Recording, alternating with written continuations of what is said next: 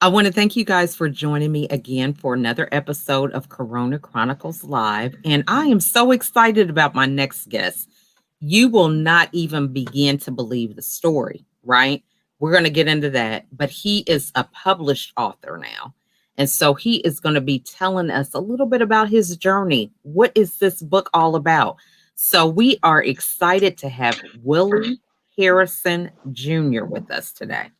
So before we get into his book, what his story was about, we are going to give him the opportunity to introduce himself and tell us a little bit about him. It's on you, Willie. Uh, hey everybody, how everybody doing? First and foremost, I want to give all thanks and praise to God for allowing me this great opportunity to present myself to the world who all are watching right now. Like I said, my name is Willie C. Harrison Jr. Yes, Okay. and I'm a junior. My father just passed about a couple years ago, Oh, but sorry to hear. I wish he was here to actually see this good opportunity. Well, thank you so Mhm. much.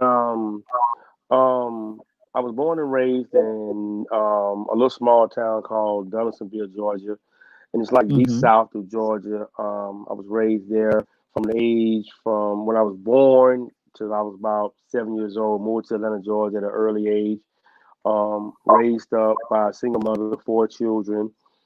My older sister, next, and older sister, younger brother, as well as myself. A long time ago. My brother was incarcerated for 26 years right now. But Wow.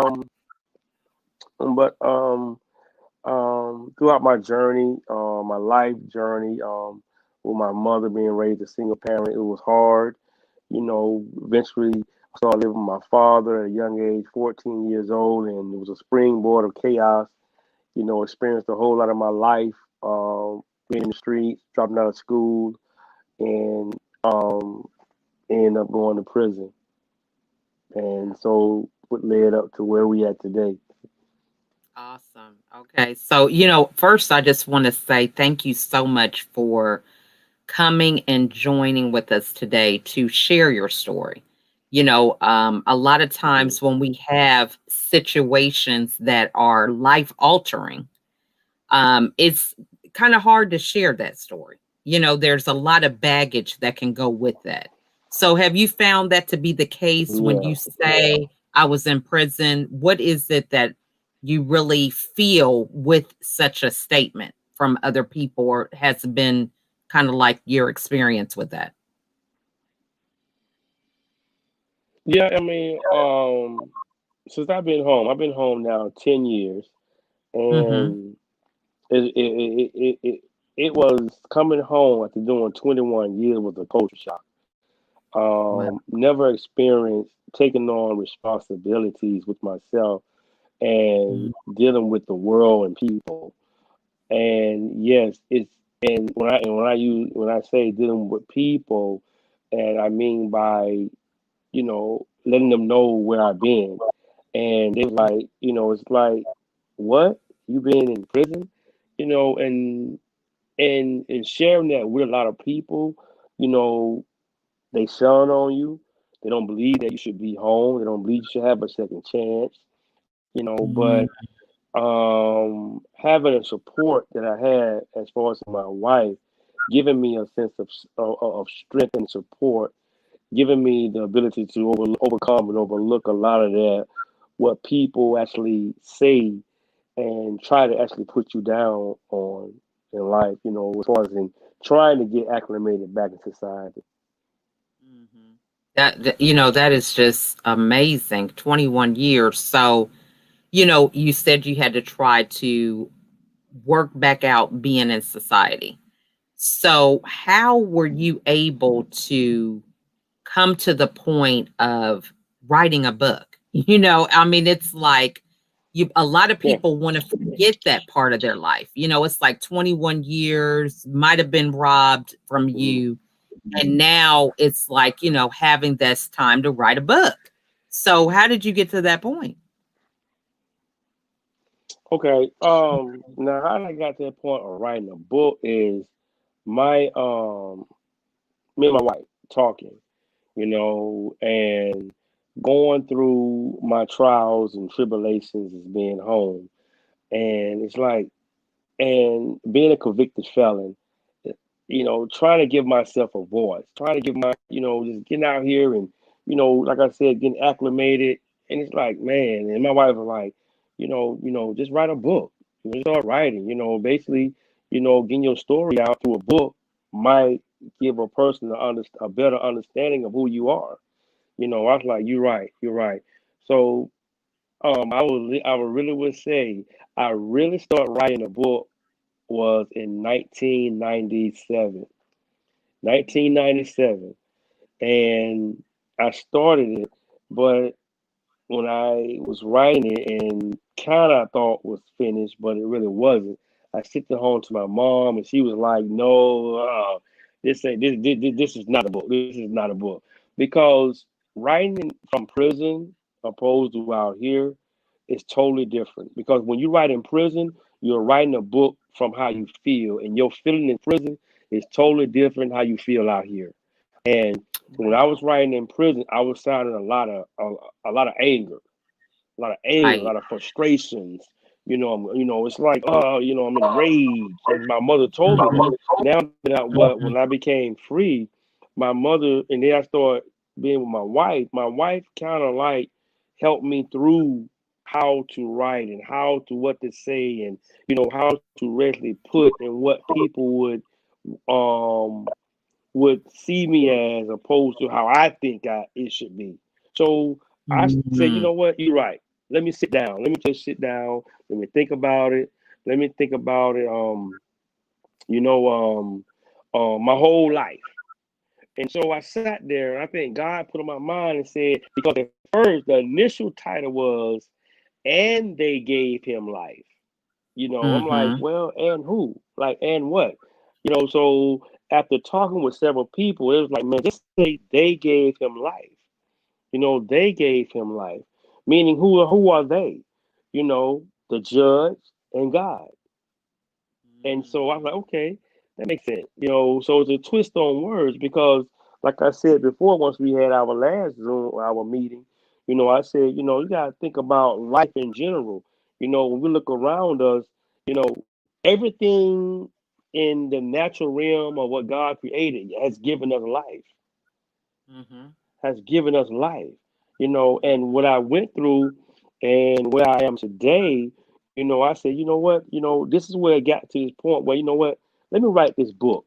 Let me write my book now. And my wife pushed me for 10 years. For 10 years. My wife have pushed me. I said, you know what? Okay, let me get on it. And so that's how I got to this point today, writing that book. That is that is so awesome. And you brought up a good point about the being in prison versus being out because so many people are at that place and they're not in prison, but they're still there. They've got the anger, the rage, they have their story from trauma or whatever experience it was. So, what advice would you give them to make that transition to where it is the way that it should be written so that it can impact other people? Let me be I had to say this because and I'm glad you asked that question. That was that's vitally important that you asked that question because people that are in prison have to understand that they have to start where they're at. Mhm. You got to start where they're at. I don't care if you're in prison out here because there's going to come a time or a point in your life where you're going to hit rock bottom. Mhm. You're going to hit rock bottom. And by you hitting that rock bottom, to let you know right then, okay, now which direction should where I mean, what direction should I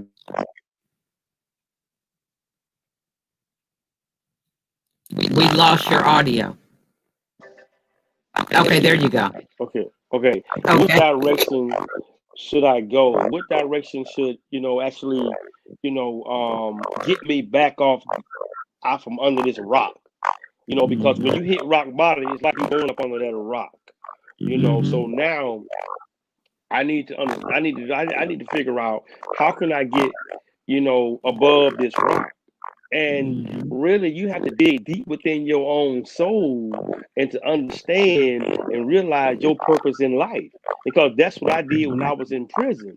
I got to the point after doing in 1997, I have done probably, let me see, probably about 7 years at a time. And the parole board was giving me like they gave me an 8-year set off to do 8 more years to 2004. So I'm like, man, I ain't never getting out of here, man. But there was something in my heart and my mind that was saying, you know what, just hang on. So I had to realize that there ain't nothing but the Spirit of the Lord telling me to hold on. Hold on. You know what I mean? Don't give up. You know what I mean? Keep pressing forward. And that's what I tell a lot of brothers when I go back into the prison. Man, you know what? You're living in this environment because God wanted you to live in this environment. So while you're here, you got to realize what is your purpose and your role in life.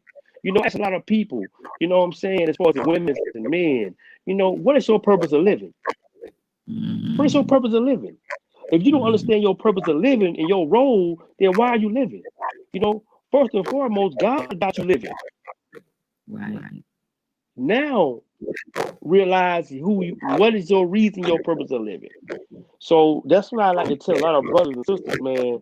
Just don't go for just in prison. Just go for out here too.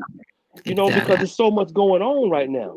And everybody's like, man, we in an uproar. We, don't want to be around each other. We here and there. But here it is, man. Now you can sit back and write a book. You can sit down and write a book now. You can sit right down and write a book. You can write about things, write about what's going on, write about life. That's what I would like to give people. I love that. And, so for 21 years, you were echoing real bad. Can you hear me? It's echoing real bad. I don't know. You hear it echoing? I don't hear anything. Yeah, I don't know if it's me or not. Hold on. Okay, I'm going to take you off camera for a minute, and then I'll bring you back on. Okay. We'll see if that helps. Okay, you know what? This technology, we're going to see if we can get him worked out because this is a good interview. Okay, I hope y'all are taking notes. Okay, what about now? Is it still an echo? I don't know if it's me. Hold on. Okay, so and I'm definitely not technical. We have Laquita who is watching. She's saying an amazing story. And writing is therapy. Is it still echoing?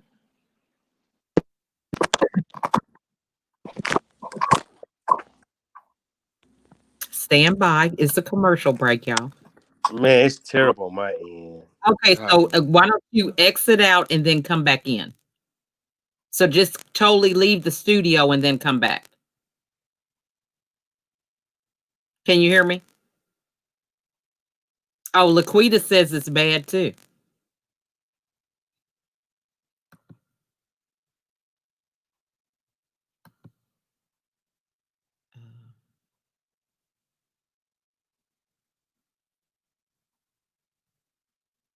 Okay. If you can hear me, just exit out of the studio completely and then come back. Okay, we're going to see if he can come back. I might need to put some headphones on while he's doing that. Okay, you got to have stuff ready, y'all. That's probably what it is. So I just want to thank y'all for watching. It's always something with me, y'all. It's never a dull moment. I claim that for myself all the time.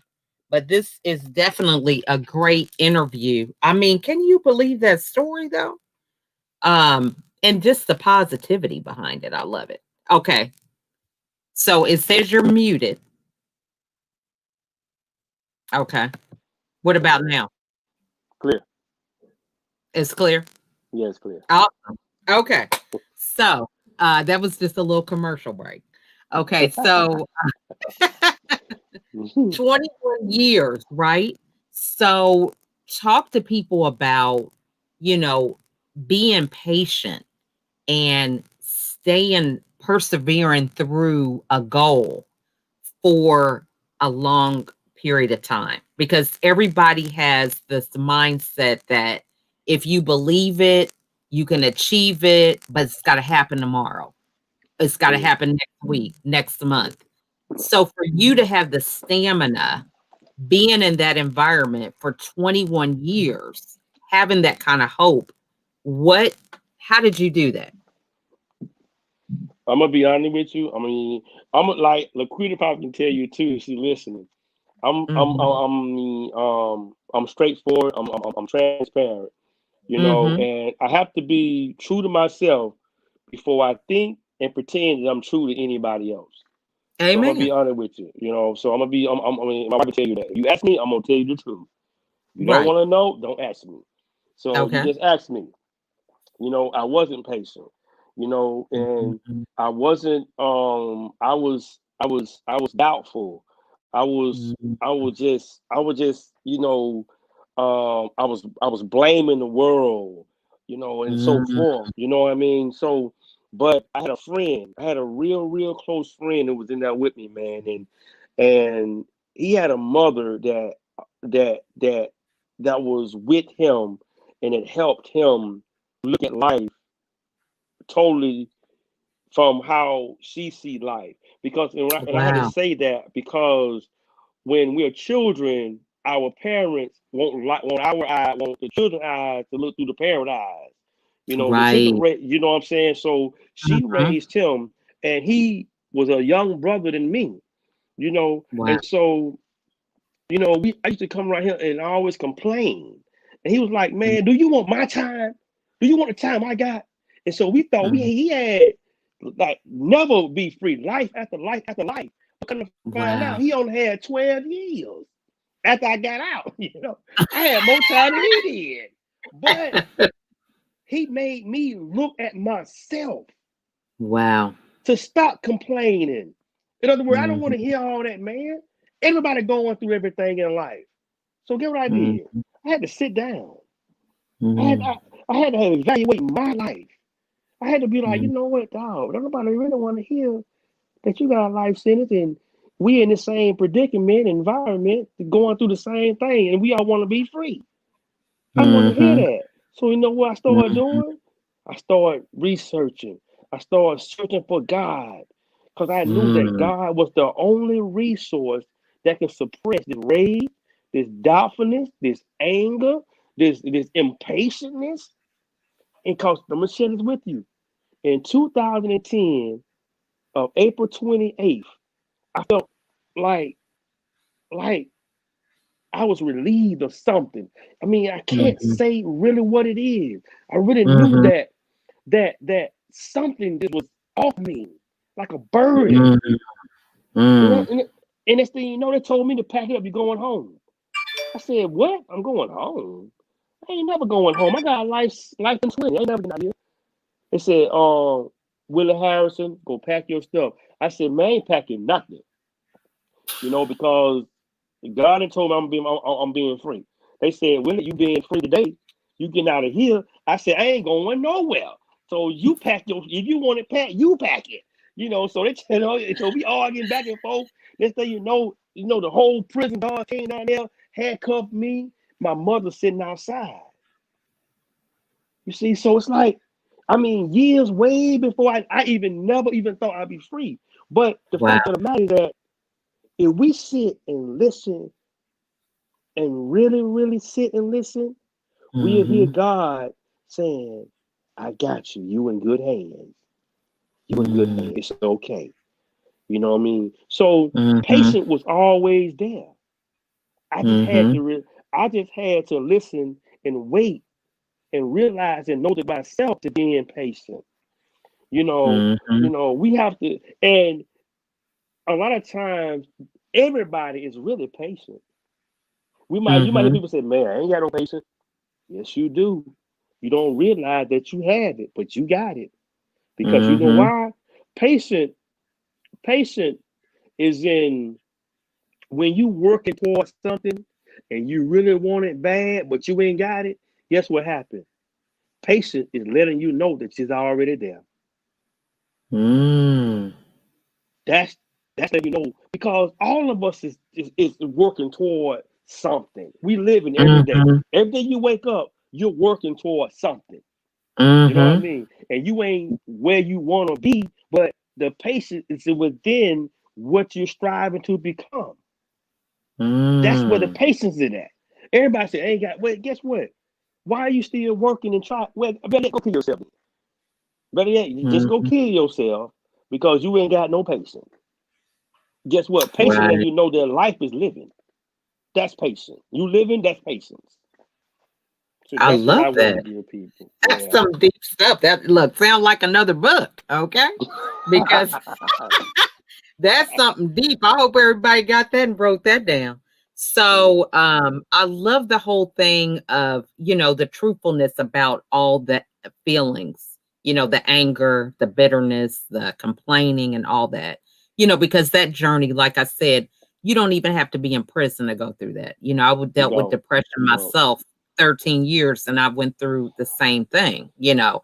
Not to minimize your experience, but I want to say, how did you get to the point, and everybody talks about forgiveness, for other people and things like Hmm. this. But I know for me, I had to forgive myself, really, So did you ever have to struggle with that, forgiving yourself or doing something internal that kind of helped you see things a little differently? And oh, hey, I gotta tell you, I'm gonna be straightforward. Y'all want to hear it, you gonna hear it. So, Mm-hmm. yes, I killed my best friend. Killed my best Mm, friend. My best friend. Grew up from childhood, high school, drinking buddy, basketball mm-hmm. buddy, get high Mm-hmm. buddy. But it's all. I read why I'm saying it because it's all in my book. So, Right. but um, when I went to prison, I was saying I ain't kill nobody. I ain't do this. It didn't happen this way. It didn't. But when I started laying in that room, that cell by myself, it Mhm. started dawning on me to realize that what, man, you did do what you did. You know, you did things to your mother, you did things to your father, Mhm. and you had to come to you had to come to yourself, the Right. realization of in your life where you have to take on the responsibility. When I was on the Yellow Van Zant show, Mhm. and you can pull them on YouTube, and it's up under Murderers of Men, Okay. and she even brought that out too. Mhm. Whereas we had to own it. And it's the thing that she's Mm. using. Own it. You know what I mean? Mhm. You did what you done it, so own it. That's yours. Mhm. You know what I'm Mhm. saying? Don't Mhm. nobody owe you nothing. You need to own yourself. You need to own what you done. Take on the Mhm. responsibility. That's what I had to do when I was in prison. And that's what the Mm. young brother was also helping me with. And I started realizing, you know what, Lord, and I started calling out, he said, man, just pray out to God, man. Just call Mm. God. Just call him, man. He hear you. God hear everybody. I don't care what your belief is. God gonna Mhm. hear your call. You know what I mean? When Mhm. when it's like a person drowning, they ain't Mhm. believed in nothing. But what made you call on God when Mhm. you didn't believe in nothing? So God sent you a Mhm. boat. He sent you a boat to save your life. The same way when I was in that prison, God sent everybody that I was in a circle of to help me and to point me in a direction to make me say, you know what? I need to forgive myself. I Mhm. need to take on responsibility. And that's what we have to do. And being free for 10 years now and watching and experiencing the lives of people and hearing people Mhm. never been where I've been, I really sit back and I reflect on that, man. And I'm like, wow, man, people out here are going through even a much worse situation than where I've been. Mhm. I'm glad I Mhm. went to prison. I'm Mhm. so glad that I went to prison because I could not been able to sit here and tell you what I'm telling you and the people in the world today. You know how, you know, I'm thankful. You know, I'm able to Mhm. say, God, forgive me. Some people can't even say Mhm. that. Yeah. Can't even say that. Mhm. And we gotta come to that. You know, some people say, man, I can forgive me for what? I ain't did nothing. Right. I ain't did nothing. Yeah. Forgive what? I ain't did nothing. You Mhm. know, so that's how I came to that conclusion, man. You know, I had to say, Lord, you know, and you're right, man. You know, we have to come to our own realization, Mhm. our soul, you know, Mhm. to even put in our mouth to say, God, forgive me. I Yeah. was wrong. I love that. I mean, and that is just so true. And that's definitely a change in perspective and just a freeing. That does lift the burden off your shoulders. It does. It does. So, we hadn't discussed if we were going to go down this road, but can you share a little bit about what happened with your friend, how that all transpired, if you feel comfortable discussing it?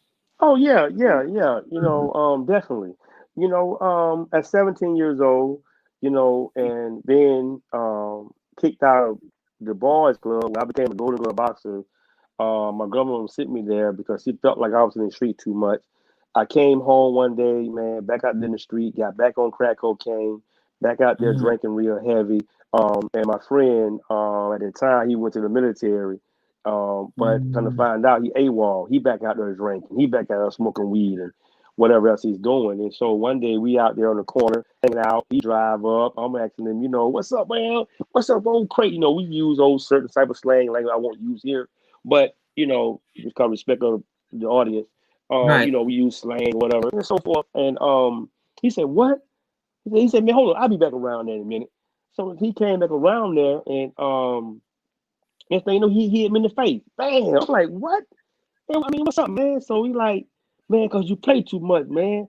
I'm like, man, you play with me. So one thing led to another. We get to fight, and you know he beat me up, whatever. He get the best of me because he was bigger than me. And at the time, I was weighing like 140, 130. I was real small, you know, Mhm. 17 years old, and you know I got upset. I got upset because I felt like peer pressure. You know, that's another Mhm. thing that I also point out to a lot of youth. You know, peer pressure is powerful. It's powerful, Mhm. man. When you got an audience of people around you and you feel ashamed of what has happened to you, and that was happened to me. You know, at that time, you know, I felt like, man, I got to get some revenge. And so what I did, I Mhm. ran and came back. I didn't have the gun at the time, but I ran and came back with a bat, tried to do something to him. But I said, you know what? No. But on the day of November 1989, I got into another incident with someone else. And just so happened, man, that incident made me reflect on the incident of my best friend. And Mhm. I tell everybody right today, I killed my best friend for no freaking reason. Out of Mhm.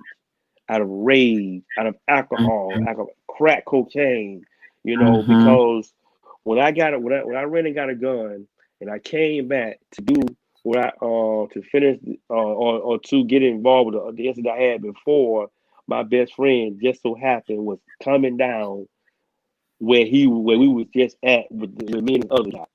And I blinked out. It's like I just Mhm. couldn't. It's like I'm gonna tell you, man. I mean, like I tell people all the time, man, don't do drugs, don't drink, man, Mhm. because it takes your mind into a devilish state, a demonic state. You can't, Mhm. you can't, you're not in your right state of mind, and you won't know what happened to after it happened, and that's what Mhm. happened, you know. Mhm. And when he came down, he came around. He was like, "Look, Willie, man, what's up?" But in my mind, I'm thinking like he's saying, "What's up? What you want to do?" But Right. he was like, "What's up, man?" And I pulled out and I shot. And I said, "Did I tell you I'm gonna kill you?" It's like, I didn't tell you I'm gonna kill you, you know. But I said that, Mhm. you know. Mhm. And so another friend of mine, Kurt, he was like, when he seen me shoot, and I tried to shoot him again. He said, "Man, don't shoot no more, man. Don't shoot no more." And I'm like, what? I'm in my mind like, what just happened? I mean, Mhm. literally, it's like, what just happened? You know. And Mhm. so that with that though, After sitting in prison, after that long period of time, I reflect back on that. And I also know an old proverb where it Mm-hmm. says God killed two birds with one stone. Two birds Mm, with one stone. In order for me to get my life right, I had to do what I did to become who I am. mm-hmm. And whatever God had in store for him, it took me to do it in order to get him to where God wanted him to go. Mm, So, so, and it took that. And people have to look at life as what it is, opposed to what they mm, think it is. A lot of times we're involved in a situation, but that don't mean that you actually done whatever happened in that situation. Because I truly believe that I can't take no life. You know what I mean? Because mm-hmm. God is the one that creates the life. If I can't create it, I Right, know I can't take it. I can't take right. it. So I was Mm-hmm. only involved in the incident. That's just Mm, it. I was just only mm-hmm. involved in order to change life perspective, in order to get me Right. where I'm at today. That's deep right there. That's good. So, well, thank you so much for sharing that, and I Mhm. appreciate that. And, one of the things I would ask is, for a lot of the youth, and I'm not even just saying youth, because, you were 17, but we have people that are in their 40s, their 50s, their 60s, that life for them has just gotten to be rock bottom because of this pandemic. They've lost their jobs. Some of them are homeless or whatever the case, the life that they remember having, they don't have anymore. So they do have that rage. They do have those tendencies of escape through drinking and whatever. So, what advice would you give them about how to get out of that, before it gets to this point? I'm gonna be like I said. I'm gonna be honest with you. I'm gonna be honest with you. A lot of times, let me tell you what we'll say and tell people. And I Mm-hmm. and I want people to hear me who all are watching. I want you to hear me real good because I don't want to use this as a crutch or as an excuse. I want to be Mm-hmm. straightforward. A lot of times we say call on God, go to Mm-hmm. God. I'm not gonna tell you that. I'm not gonna tell Mm-hmm. you that. You know what I mean? Because I truly believe this. I've been home 10 years, and I hope this inspire you, not discourage you, but inspire everyone that's listening. I've been home 10 years. And I can prove everything that I'm about to tell you right now. I have had 57 jobs in 10 years. 57 jobs. The first few years, got the job, let me down. Told me, due to your background, we gotta let you go. I said, because I'm being honest. Mm-hmm. I started lying. I said, you know what? Well, I ain't never been in prison. That came back. Well, you don't Mm, lie on your well, sorry, Mr. Harrison, you're a great worker, and we realize you're a great worker, but here it is, man. I see you lied on your application. And I said, man, so it's like no matter what I was trying to do was no win-win situation, man. No win mhm, situation. So mhm, what I tell people, I said, you know what? God have already given you the tools to get what you need to get and what you're trying to do. Every human being in this world today is given a gift. Is given mm, something. So you have to dig within what you know you're capable of doing. I'm not saying rob, steal, kill, because it's easy. It's right. easy to be, and then not all homeless people is homeless because they chose to be it. You Wow. know, Mhm, but a lot of them don't have to be homeless. I'm mhm, out there. When you hear these mm, folks talk, you be like, what the hell got you out here? I right. mean, you so freaking smart to what? A lot of times we don't have to go through what we going through because of the situation. Is my point. Mhm, I've mhm, been to prison, you know, and that was a mhm, choice that I made. I did. mhm, mhm, A lot of us, what's going on now in this pandemic was not our choice. But right. guess what? It's an opportunity where now, like I just said, write a book. Now you got patience. Patience now is right now is in your forefront. In everybody's forefront. You know what I Mm-hmm. mean? If you Mm-hmm. really had that work ethic that you feel that you had for these companies, if you work for those, you can work for you. You can work Amen. and do what you need to do to get where you're trying to go, but make it even Mm-hmm. better. That's what you got to Mm-hmm. do. I mean, Mm-hmm. I just finished the book. That doesn't inspire me so much. Now I'm out here trying to promote my ex-cons of Atlanta. I'm trying to promote everything now. I'm trying to do everything. I mean, it's just motivation. Thanks to Laquita. Laquita Amen. just don't put it out. You know what I mean? She just I mean, this woman then got my book within 2 weeks and finished it. Come on, man. Amen. Amen. God is good. That is Man, amazing. it is. That's good. So we need to put promoter on your title also. Okay. Exactly. That's right. Promote. But I That's love your right. energy. So this is good. Thank So you. Thank you. I just want to thank you for coming on and sharing and just Thank you. wonderful, wonderful words and insight because I think it is so appropriate for a time such as now. I love your transparency because so often people see where people are, but they just have this mindset that everything's easy. They see you with the book. So it's like, man, he's an author, he's rich. That's just where they go to. Instead of realizing what was the book about? What was the journey, the story that he had to write about? So we just want to thank you for sharing that with us. So, what is the best way for the people to get a copy of the book? Oh, man, you know what? We still working on it. I'm going through Laquita. So Okay. it's on Amazon. It's on Okay. Amazon, definitely. And Okay. the book is called They Gave Him Life. Mm-hmm. Autobiography by Willie C. Harrison Jr. Mm-hmm. Also, you can email me at Willie Harrison 233 at gmail.com, and Okay. I will definitely be get the link to you through that. Okay. Um, and or you can reach me at 470 five Mm-hmm. five three 7283, and that's my business number. And I can definitely reach me through that. I can definitely get it to you quicker like Okay. that, quicker through calling that number, and I can send you the link to it real quick. But my book is selling. It's like I'm gonna promote myself. It is the Amen. number one. It's the number one book because everybody is sending back a lot of message and when you're reading Amen. a book, my book, I want to really let people know this. The book, it's entertainment. It's straight raw, straight to the point.